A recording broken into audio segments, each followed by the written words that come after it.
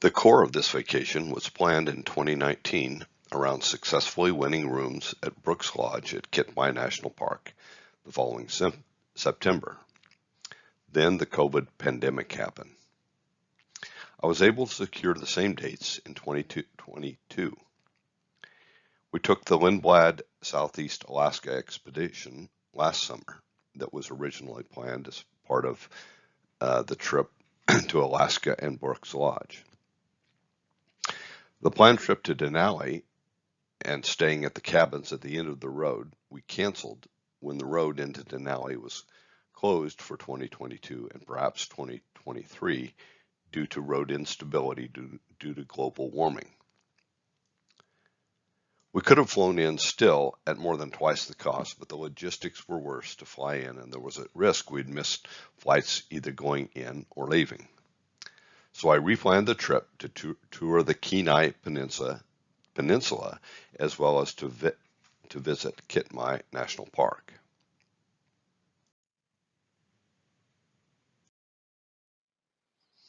The routes of our travels to the Kenai and Alaska peninsulas are shown on this image. Locations where we stayed are denoted with yellow pins. Road routes we drove are shown in white.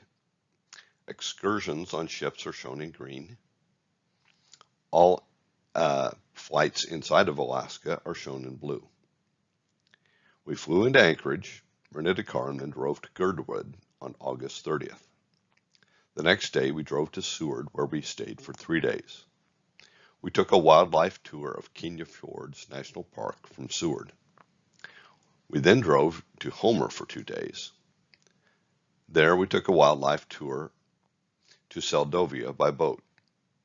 We then drove back to Anchorage, where we caught a flight to King Salmon, and then a seaplane to the Brooks Lodge in Kitmai National Park, where we stayed for 3 nights.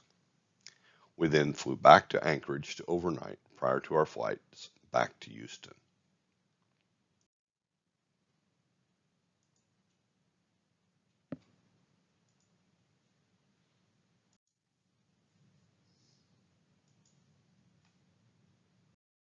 We booked a non-stop flight and first-class tickets on United into Anchorage. It was over a 7-hour flight.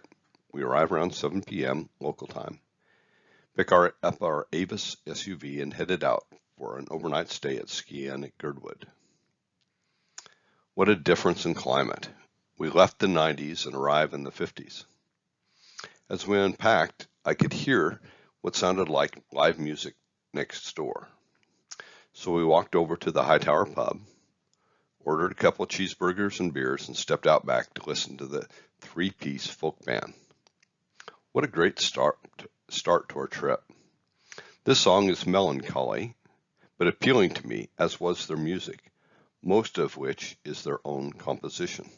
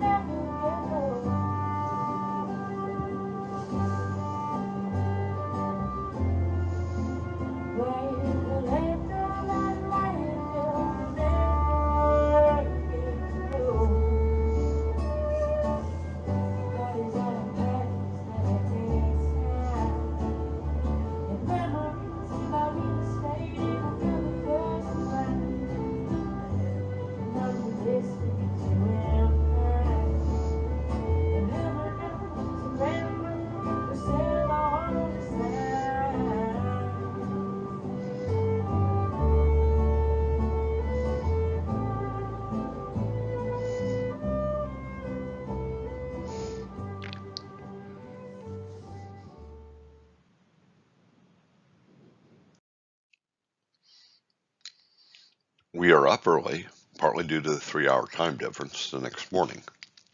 We get coffee and bagels and yogurt in the lobby for breakfast in a room. After packing up, we head for the Alaska Wildlife Conservation Center. Because we're too early for their 9 a.m. opening, we drive past to Portage Glacier Visitor Center that we find also is not open till 9. So we pull into an area marked wildlife viewing and walk out onto the platform over the stream. It's filled with spawning salmon, mainly coho and sockeye. There must be well over 100 within view. The number of spawning salmon in Alaska is incredible. It's now easy to understand why they have such a large impact on the river ecosystems here. We drive back to the Alaska Wildlife Center, and although it's lightly raining, Sharon and I take off on the 1.5 mile loop to view the animals on foot. What follows are shots of the tundra wolf, brown bear,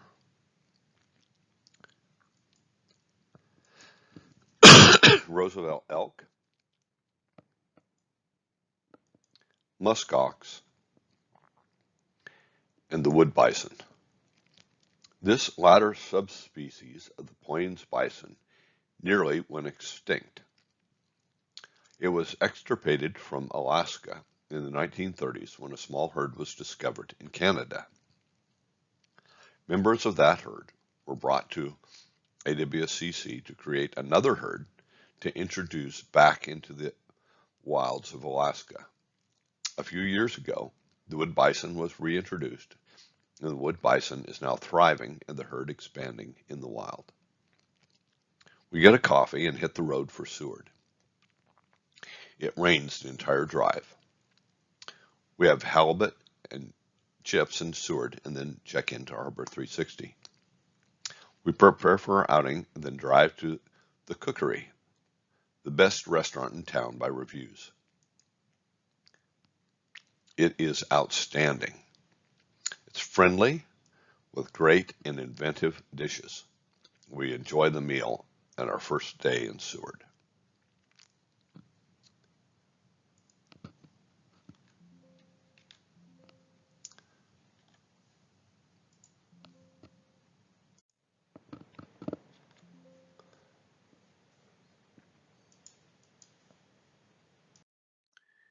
This is the view of Seward Harbor from our second floor room at Harbor 360 Hotel.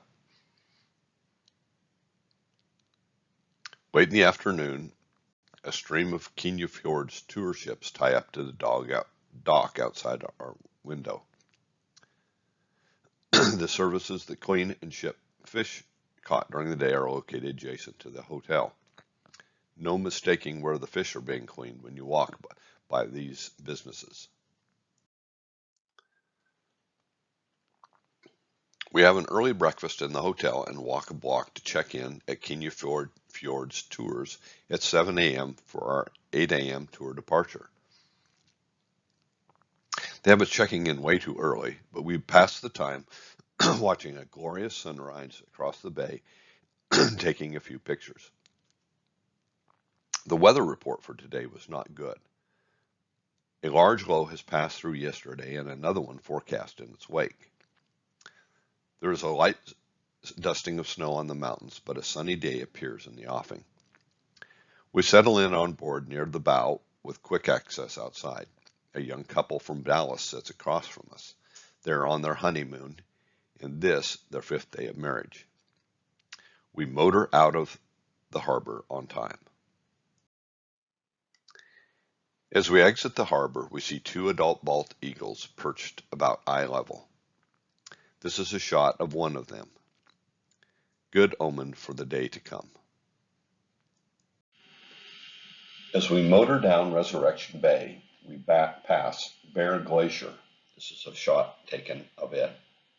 It's one of the largest glaciers in the park and nearly a mile wide.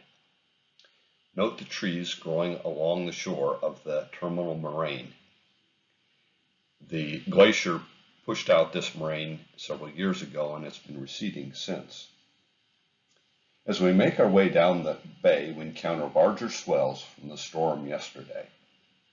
Many in the main cabin are sick and everyone on the bow is enjoying the ride. 2 completely different realities. After we round Ala Cape, which is shown here, and head into the bay, the swells start to subside. The next slide, I'll show you a video that Sharon took as we were approaching this cape.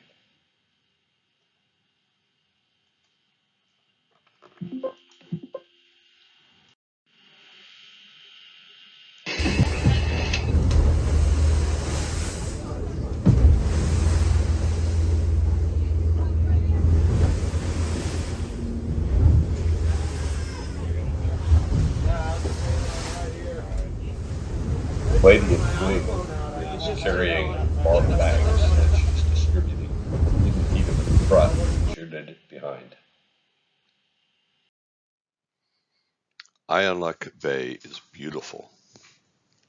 We encounter lots of bird life, including several Cape puffins that are on my list of things to photograph. We cruise up close to Alalak Glacier, but see no large icebergs calving. After South Sawyer Glacier in the brilliant sunshine in a zodiac last summer, I'm afraid this encounter pales. We arrived back around 2:30 after a thoroughly miserable lunch on board. For no good reason, we are both unreasonably tired this afternoon and evening. Sharon thinks it may be the Dramamine. For dinner, we have halibut immediately next door. Decent meal. We are tired and asleep before 9 p.m.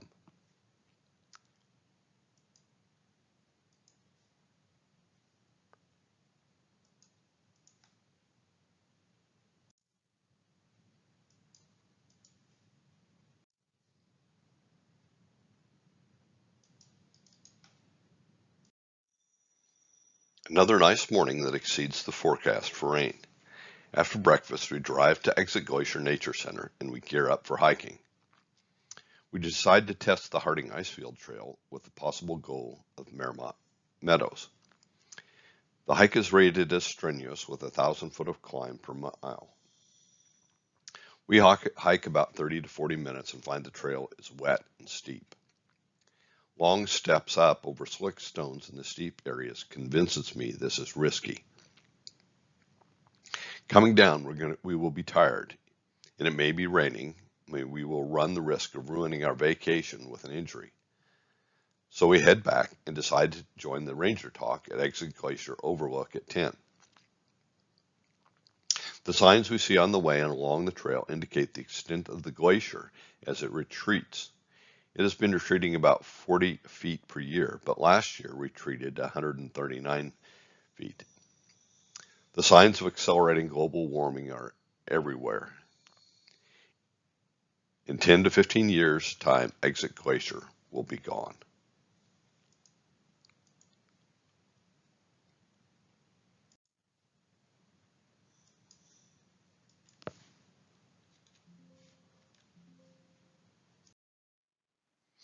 Ranger David is a great guide and educator. This is a shot looking down stream from the Exit Glacier. A few interesting facts he gives us is that Kenai Fjords was established due to Harding Icefield. Exit Glacier was renamed after the first documented crossing of the Harding Icefield in 1968. Moose consume about 70 pounds of browse per day. In the winter, they strip their saplings of bark for food. The fully digested pellets are odorless and crumble into what looks like fine wood chippings and dust. After the hike, we drive back to Seward and have a late lunch at Highliner Cafe. They are slammed, as are most restaurants in town, but we have a decent lunch.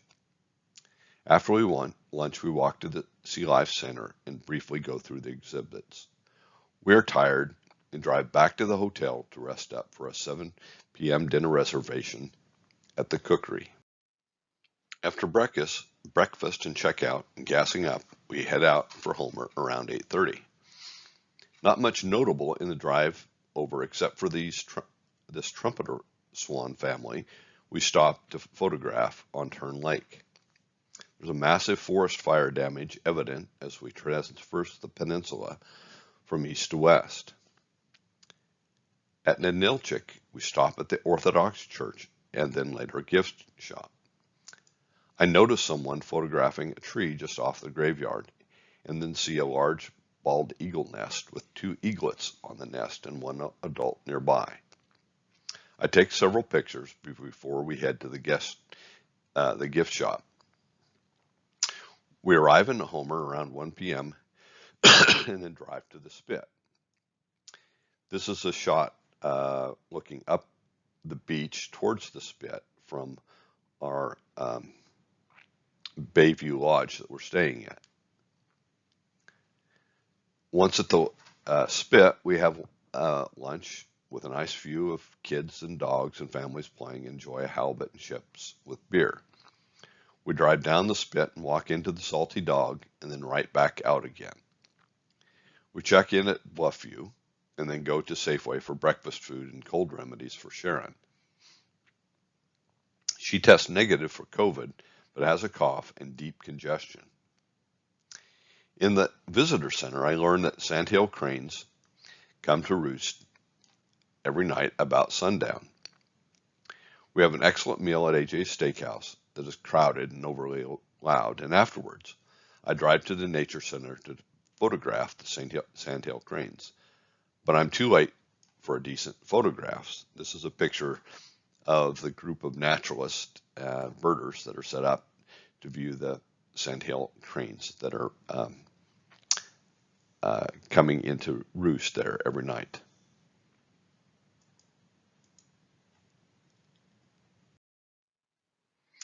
We are up early to enjoy coffee, bagels, and the magnificent views from our deck.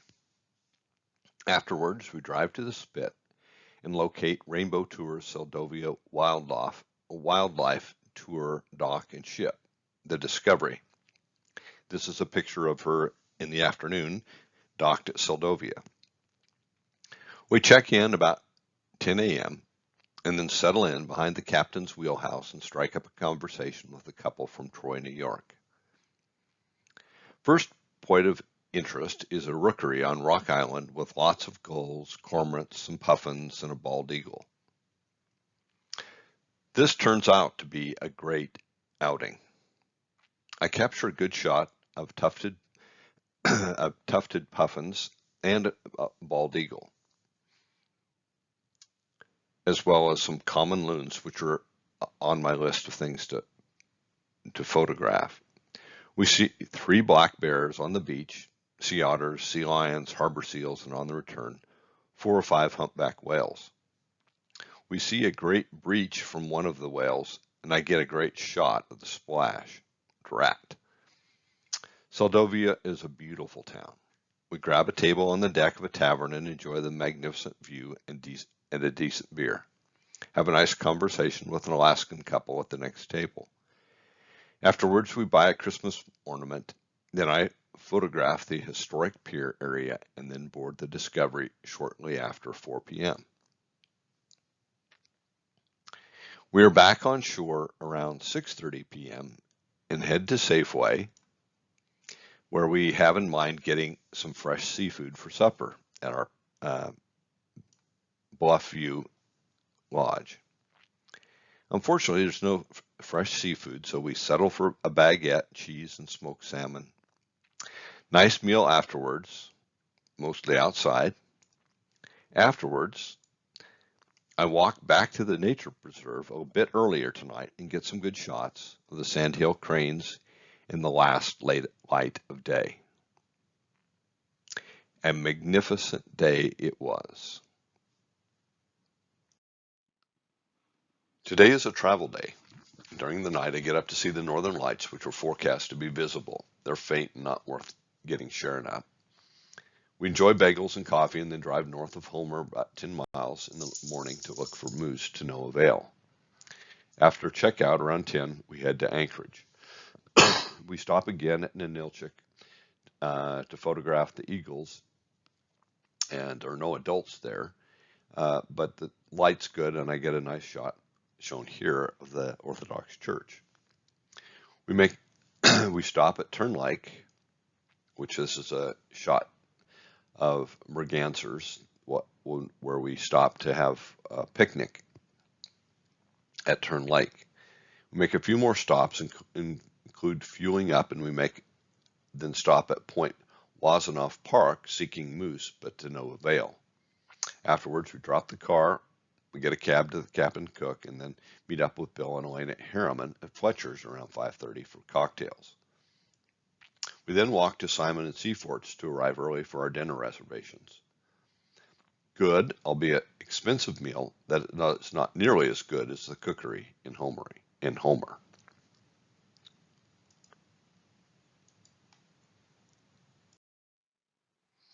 Sharon and I walk to breakfast, and afterwards we check out and then store bags at the Captain Cook, where we meet up with Bill and Elena and then share a cab to the Kitmai Air Terminal at the airport.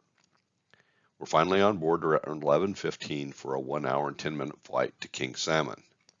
This is a picture of Bill and Elena as they're about to board the flight to King Salmon.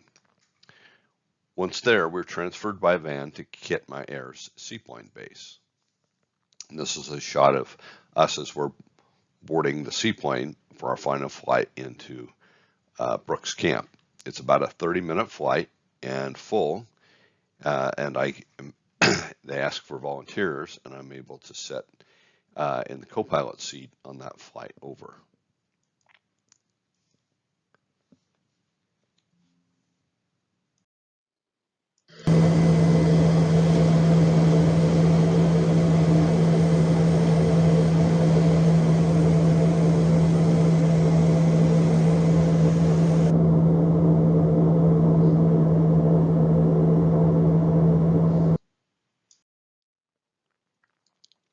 We must first attend the bear safety training at the National Park Service office. Afterwards, we check in, and our bags did not make our flight and will likely arrive in about an hour at the 3:30 p.m. flight. We check out our room and then head towards the lower river and then onwards to Brook Falls. This is a photo of Brooks Falls, and the first thing I remark when I see it is how much it looks like the webcam. This area is a unique environment with the highest brown bear density in the world. They are gathered along the Brooks River to feast on the salmon, to fatten up for the winter hibernation. There's such an abundance of food that the bears are more tolerant of other bears. There's no real competition because there's plenty of food. Furthermore, the bears have become habituated to the presence of humans. As a consequence, the area is like being a voyeur in the lives of brown bears. We get within 10 yards of bears on the platforms and in theory are limited to 30 yards away from the platform. Sharon captures video of young cubs at play and then young adult bears, which I'll show now.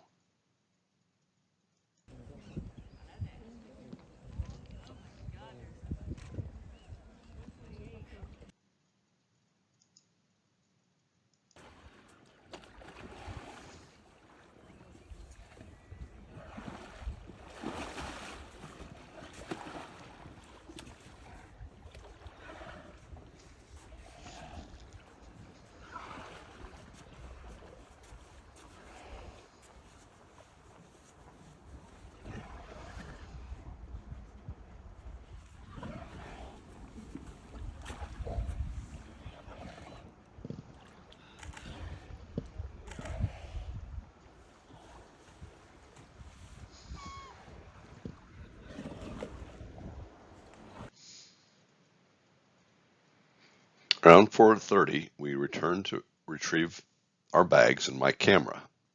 I head back to Brook Falls and take a lot of shots. I meet a couple from South Carolina that I walk back to the lodge with. She is an expert on all the Brooks River bears and knows them by sight. And their genealogy, they are several such bear groupies here. We have a great meal at the lodge dining room after a beer with Bill and Elena. What a great place. It's like being in a different world.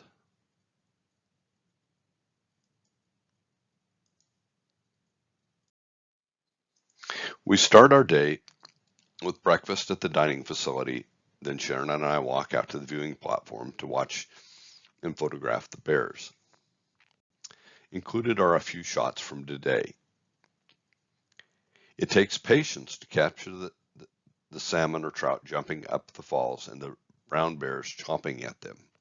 I get 3 good shots like this. The bear was unsuccessful in grabbing the fish in each instance. A bit about Brooks Falls. lodge.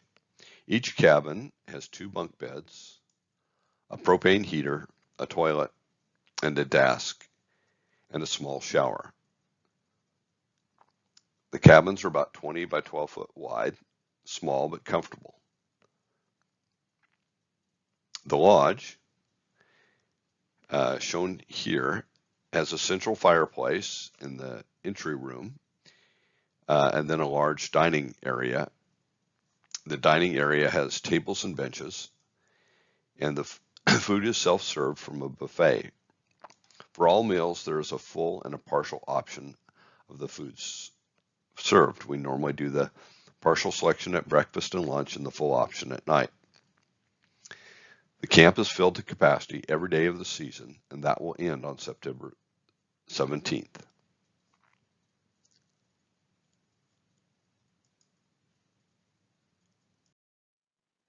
Our weather forecast is for high winds and rain today. I would like to take the tour and hike to the Valley of 10,000 Smokes. We decided to sign up for the tour that departs at 9 a.m., although it's raining lightly and the wind was strong in the night. Sharon has photographed our driver, and we got to know him over breakfast yesterday. Sadie is the ranger leading the tour. She and her husband are best friends with my guide that I booked tomorrow. We hope to see lynx and moose on the way over, but do not. We see about a dozen grouse that are entered by the ranger into the study database of their population and also that of snowshoe rabbits. The Nova Rupta volcano in 1915 is the largest in North America in the last 250 years. And it occurred about 15 miles from where this shot was taken, up the lava flow direction. The ash was up to 700 feet thick. No one died because the natives evacuated the immediate vicinity after earth tremors that preceded the eruption. The 1.5 mile walk down to the falls is easy and interesting. We see moose, lynx, and bear scat, but not the animals. The walk out is not too strenuous, but a good workout. Here's a video that Sharon took at the bottom.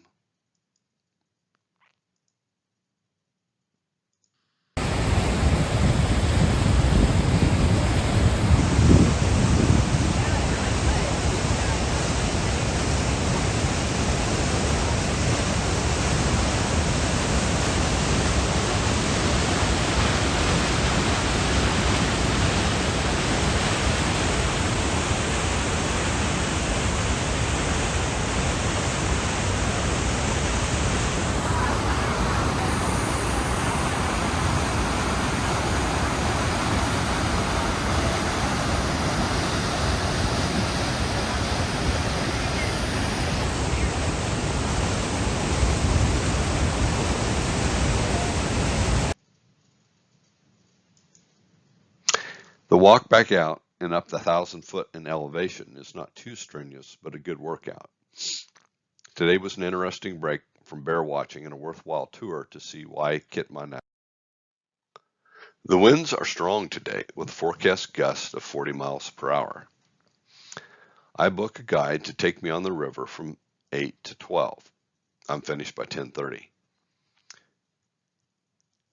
After kitting out with waders, we head towards the Ripples platform area below Brooks Falls. The footing is slippery, especially getting in and out of the river. We have one close encounter with a sow and her cub. They are heading down river, so we get out near a small stream and wait several yards away from the bank for them to pass, only they change course. Rather than following the riverbank, they get out at the small stream and head straight to us. My guide, John Cupper, shields me and tells me where to head but not to run. This triggers a predatory response. It was difficult to hold back when 10 yards from a grizzly bear. Needless to say, I didn't snap any pictures of the encounter, but it's the story of this morning. I get what I was after, eye-level shots of the bears, seeking salmon up and down the river. Several groups are fly fishing for trout, most of them with a guide. As we are leaving, we encounter a large group of photographers that sort of barges into our area and is violating their permit. John reports them to the National Park Service rangers. I'm really glad that I booked the guide and had this opportunity out on the river.